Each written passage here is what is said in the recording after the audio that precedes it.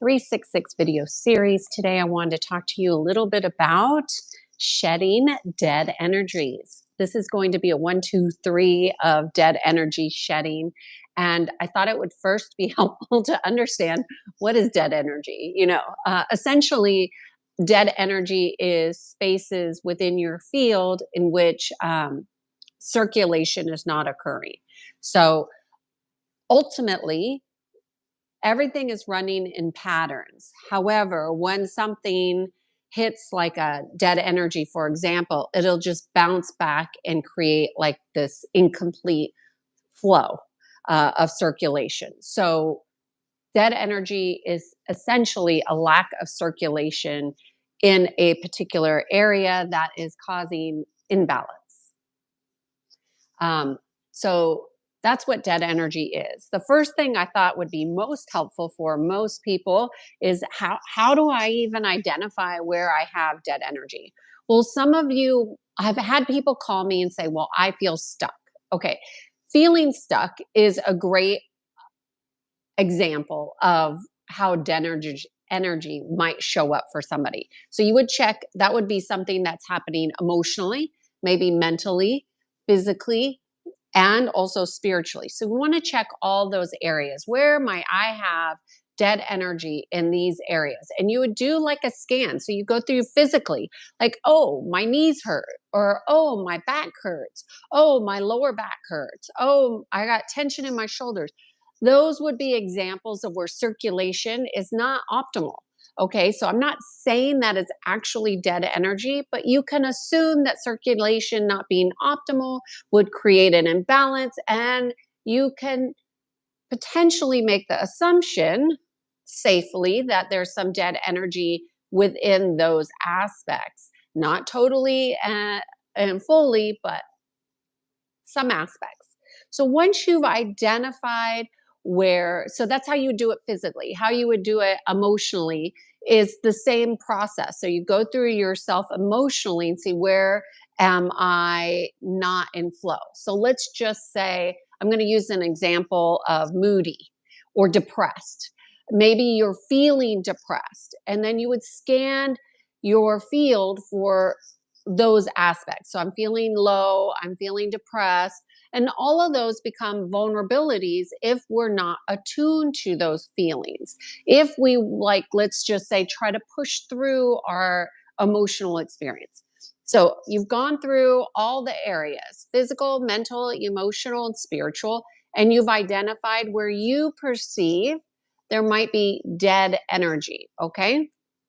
So now that you've identified it, step 2 would be to take one of those aspects. Let's just take the depressed and moody part of the emotional experience. Let's just take that and identify that as an area, step 2, that we want to shift our perception on. So, step 1, identify the dead energy areas. Step 2, shift your perspective on that particular area. So, for example, I'm feeling depressed. Let's just say that's an experience that you're feeling. And that is a low frequency, right? I think we can all agree that when we're feeling depressed, it feels low and the vibration is slow. Everything moves in slow motion. It's not dead, but it's very slow. So you can assume that there's probably some dead energy causing in the emotional body that's causing that slowness to become prevalent in your conscious awareness. Okay.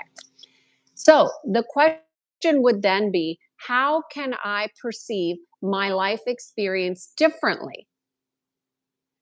And that's a higher frequency. So let's just say you're depressed. I'm breathing, and I'm breathing with ease. That's a good thing. And so then you would start to shift your focus on breathing. So maybe, since I'm breathing with ease, maybe I should do some breathing exercises. And you take action immediately. That's step 3, is you must take action immediately on the new perspective. So I'm going to focus on my breath. And I'm going to do some breathing exercises that's going to help me shift my perceptions even more in a better direction. So the fact that I am depressed, but I know that I can breathe very easily, and that's a good thing. That's a gift of breath. I call it the breath of life. Then, when you choose to exercise and take action on that activity, then you will move that frequency of dead energy around depression, and you will create flow. Literally, you will create life force. So, that's an example of how you can identify, shift your perspective, and take action immediately to shift dead energy. So some of you work in environments that has a lot of dead energy. For example, I used to consult with the government a lot, and the government is like a treasure trove of dead energy. Okay, not because people want to be dead; it's that people check out of um, their life experience while they're at work. And they think that because they check in and check out, that when they're off work that they're more alive. And the truth is that dead energy that they exhibit while they're at work, it transfers into their personal life. And so if you are in an environment where there's a lot of dead energy, it makes it very dense. So it creates difficulty in getting circulation and movement within the organization, within the teams, within the departments, within your relationships. That's a very common issue. Now, I'm not going to tell you how I did that when I was consulting to them, but what I will tell you is that if you are a person who is consciously aware that there's a lot of dead energy around you, it's going to cause a lot of discord with you because you're bringing life force into an environment that doesn't want to be alive. They literally gossip and prosecute and assassinate those who try to make the changes. Okay. So, what you need to do when you have an awareness that you're in an environment with this type of energy is be consciously aware of where you're putting your attention, because it will be easy to get in the habit of gossiping and talking poorly and complaining about everything that's going wrong within the organization, because it's a plethora. And that is what's called a consciousness trap. It will pull you in and suck the life out of you. So, for those of you who are in those types of environments, another thing that you want to do is make sure that you stay present and aware while you're at work.